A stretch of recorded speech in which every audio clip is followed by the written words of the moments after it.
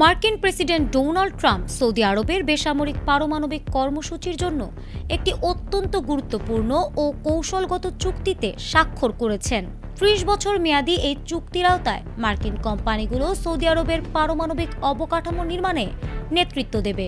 সবচেয়ে তাৎপর্যপূর্ণ বিষয় হল, এই চুক্তির অধীনে সৌদি আরবকে তাদের নিজস্ব মাটিতেই ইউরেনিয়াম সমৃদ্ধকরণের অনুমতি দেওয়া হতে পারে। তবে এই চুক্তিতে আন্তর্জাতিক পরমাণু শক্তি সংস্থার অতিরিক্ত প্রোটোকল বা কঠোর নজরদারির শর্তগুলো বাদ দেওয়ায় মার্কিন কংগ্রেস এবং পরমাণু বিশেষজ্ঞদের মধ্যে তীব্র উদ্বেগের সৃষ্টি হয়েছে।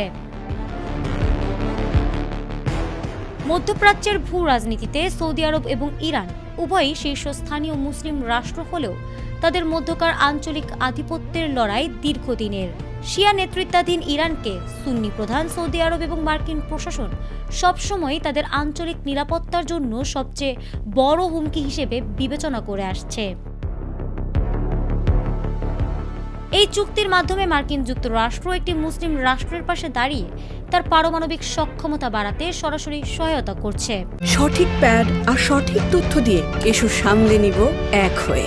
Mona Lisa sanitary napkin. এর মূল উদ্দেশ্য হল মধ্যপ্রাচ্যে ইরানের ক্রমবর্ধমান সামরিক ও ভূ রাজনৈতিক প্রভাবকে কাউন্টার বা প্রতিহত করা। যুক্তরাষ্ট্র এবং ইসরায়েল যৌথভাবে ইরানের পারমাণবিক স্থাপনাগুলো ধ্বংস করার লক্ষ্য নিয়ে যে সামরিক অভিযান ও যুদ্ধ পরিচালনা করছে, এই চুক্তিটি ঠিক সেই অস্থিতিশীল পরিস্থিতির মধ্যেই অনুমোদিত হল।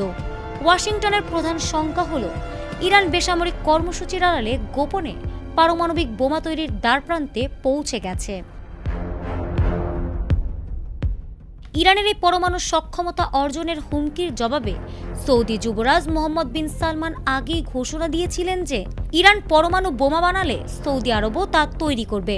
ফলে একদিকে ট্রাম্প প্রশাসন যখন নিষেধাজ্ঞা ও বিমান হামলার মাধ্যমে ইরানের পারমাণবিক কর্মসূচিকে গুড়িয়ে দেওয়ার চেষ্টা করছে, ঠিক তখনই ইরানের প্রধান প্রতিদ্বন্দ্বী সৌদি আরবকে পারমাণবিক জ্বালানি চক্র ও সমৃদ্ধকরণের লাইসেন্স দিয়ে মধ্যপ্রাচ্যে এক নতুন ও বিপজ্জনক পরমাণু প্রতিযোগিতার দুয়ার খুলে দিচ্ছে। ফারহানা হক, ATN বাংলা।